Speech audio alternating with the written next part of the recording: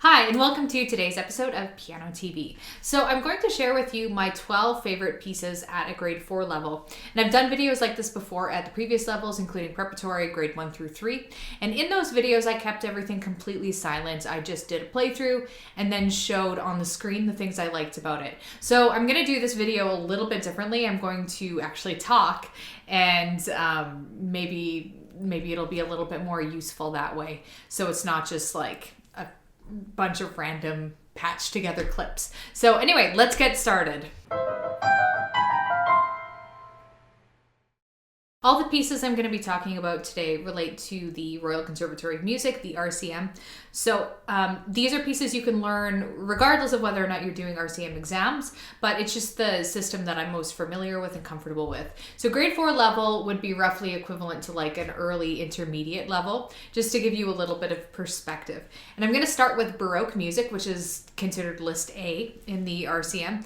And let's start with Scarlatti's aria from Sonata in D minor, K32. Scarlatti's sonatas are always really modern sounding, even though they were written in like the Baroque period, which was probably like 300-ish years ago. This one in particular, this aria is very beautiful and very haunting. And it's not too difficult to play for being a Baroque piece. Sometimes Baroque pieces are really, really challenging because they require lots of hand coordination, but this one's slow enough and ambient enough that it doesn't have some of those quirks that Baroque music often has. I really enjoy it. Let's take a listen.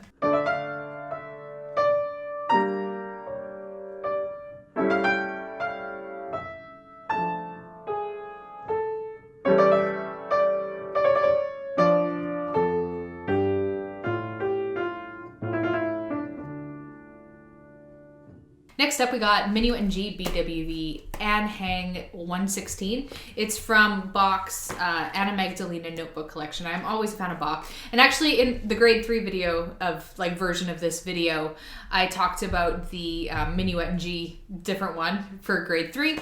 This one is one that I grew up with, so I have like a sentimental attachment to it. My mom would play it on the piano, so I just always really enjoyed it. It's chipper, it's upbeat, it's not too tough, but it is more of like your typical Baroque playing experience. There's lots of detached notes. You have to kind of choose your own adventure with volumes, and there's some ornaments to worry about too. So let's take a listen.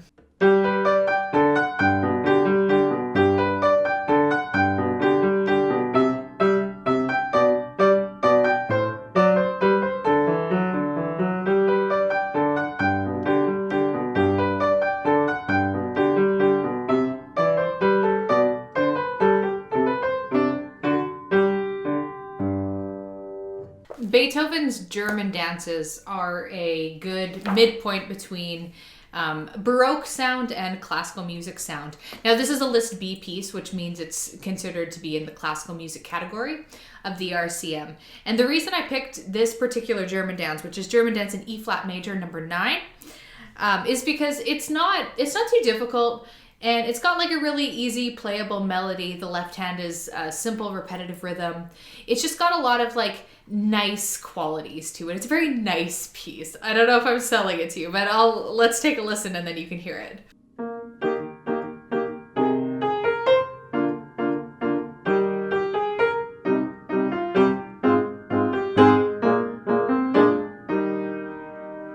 When we're talking about intermediate repertoire and classical music, we always got to talk about Scarlatti. What am I saying? I already talked about Scarlatti. We always have to talk about Clementi, because Clementi wrote his Opus 36 sonatinas. There's 6 of them, and they're all kind of in that intermediate range in progressive difficulty. So we talked about the first sonatina in grade 3. Now in grade 4, we're talking about the second sonatina. And it's what you'd expect out of Clementi. It's chipper, it's upbeat, it's got lots of chord figures and scale patterns. This would be considered quite a challenging piece to learn, partly because it's long and there's a lot to it, and also partly because it's really fast and requires a lot of dexterity, the way classical music tends to. So let's take a listen to a bit from the first movement.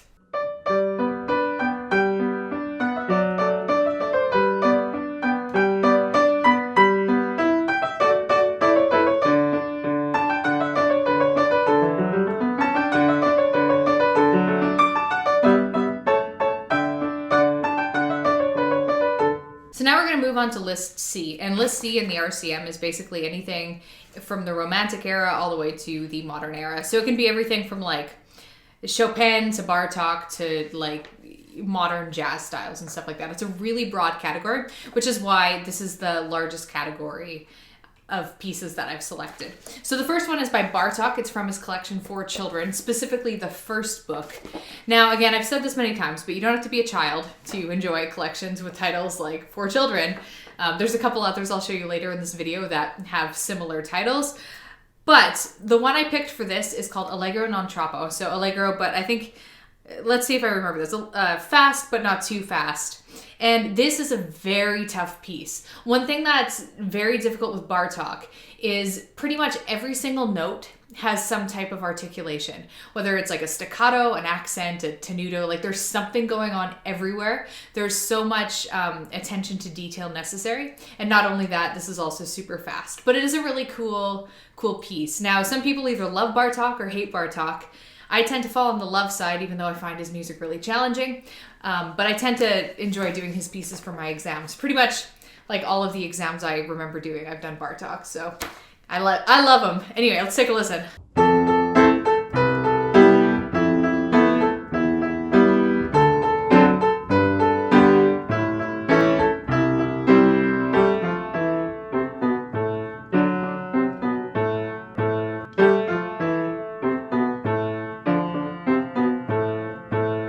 The next piece is by Grachaninoff, and it's called Returning Home. I'm just going to talk over my cat. You can hear that. I'm sorry.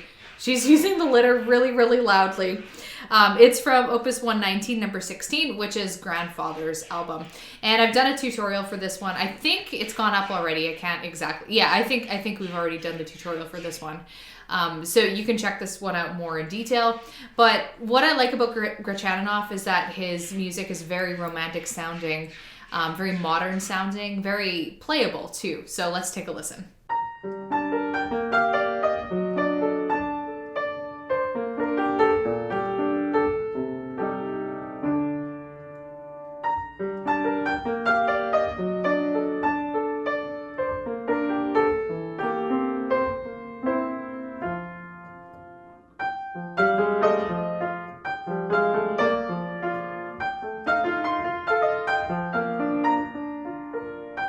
I always like to include some Christopher Norton in these discussions, just because I think his connections for piano books are really, really solid and really foolproof. So this particular book, Connections 4 for piano, matches up with grade 4, hence Connections 4.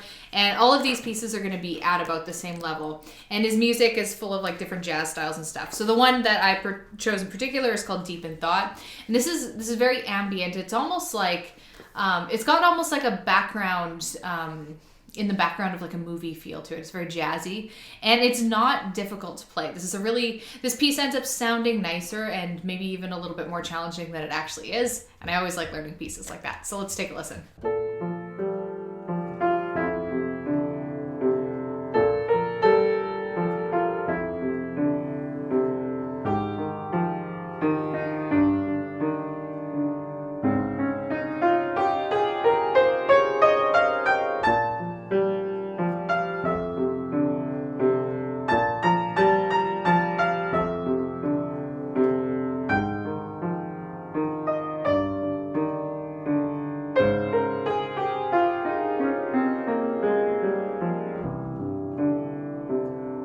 Next up is Schumann's The Wild Horseman from his Opus 68 album for the young. And this is a great album. I talk about it more in depth at other parts in pianoTV videos. But this piece in particular, The Wild Horseman, is very challenging. The notes aren't challenging. There's simple chords in the left hand, and the right hand isn't doing anything crazy, but it's really, really fast, which is part of what makes it really awesome sounding and fun to listen to. But it's very difficult to get this one up to speed. So that's why I classified this one as kind of like a challenge piece. Let's take a listen.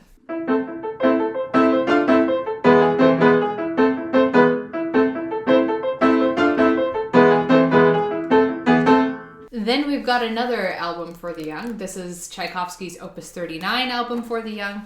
Another great collection, and the one I've singled out here is The Doll's Funeral. This piece isn't too difficult. It's a funeral march. It's very, very slow, and the biggest challenge here is proper syncopated pedaling, as well as using the una corda, which is the left-hand pedal. And we don't use that very often, so it's kind of a treat to pull it out. But basically, it's all about like playing as sad and solemn and dark as possible to make it a really tragic funeral for a doll.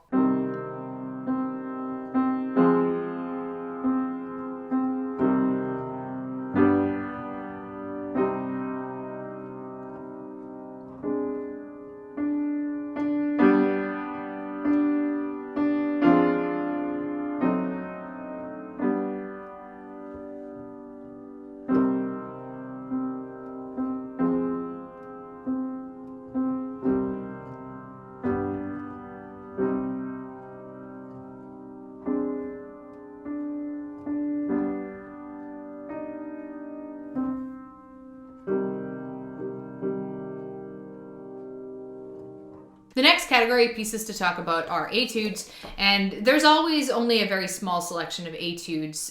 Etudes are basically just studies. They make your fingers more coordinated, they help develop specific techniques. And so I've only picked one etude, and it's by Kabalevsky from his 24 Pieces for Children, Opus 39, I believe. And the one it is called is Folk Dance. What is tough about this one, because this is a very challenging piece. Not only its speed, but it's an exercise in scale patterns. It's not hard hands separate, but as soon as you get it hands together, it's a bit of a challenge. It's kind of like playing parallel motion scales, but they're in harmony the whole time. So they're not, your left and the right hand are moving together, but they're moving on different notes, which is a fun challenge. And aside from playing these scale patterns, you also have to be able to maintain like a really light staccato feel for pretty much the entire piece.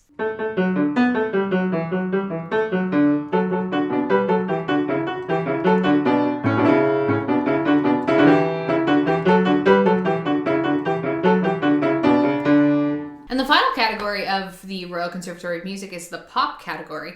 This is entirely optional. You don't actually need to learn pop music if you don't want to, but you can exchange a pop piece for an etude. So I think it's kind of fun. I like these books a lot. So I picked two for you. One of them is from Faber's Big Time Piano Kid Songs, Level 4. Again, don't be put off by the kid title, because the piece that I've chosen is Linus and Lucy, and everyone loves Linus and Lucy. Although this is a very challenging piece. You think like do do do do do do do do do do do. So I'm gonna play. I don't know why I'm singing it. You're gonna hear me play it in a second. But it's so catchy. It doesn't sound like it's as difficult as it is, but the left and right hands are doing different rhythms. It's very syncopated, and it takes a while to get the coordination down. So this is a great piece for developing hand coordination.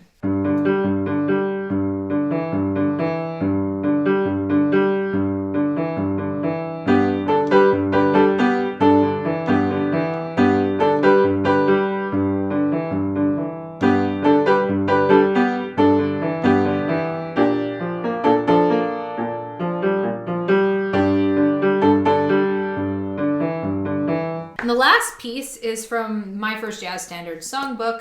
It is a piece from the 1950s. It's a swing tune called Night Train. This is the longest piece, I believe, out of all the ones that I've shared. It's 4 pages, but that doesn't make it difficult. I would put this one at more of like a medium level. Now, as far as jazz pieces go, sometimes jazz music has really crazy rhythms, a lot of difficult hand coordination things and stuff like that. This piece does not have crazy rhythms. So if you're just getting into jazz, this might be a good tune to look at because the rhythms are pretty straightforward. You just have to know how to swing your eighth notes. The biggest challenge in this one is playing the fast scale patterns in the right hand. And there's also a part on the 3rd page where you're doing triplet patterns that are quite rapid in the right hand as well.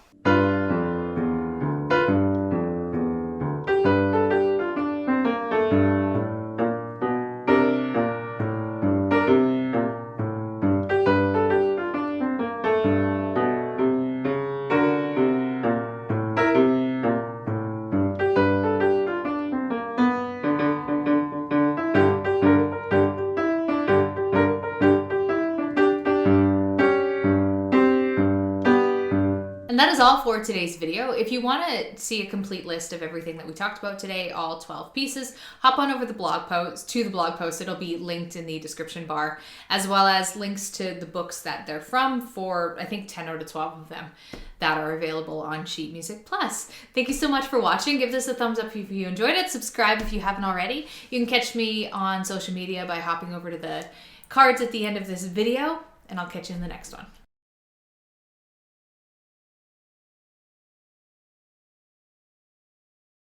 The next piece is a late romantic.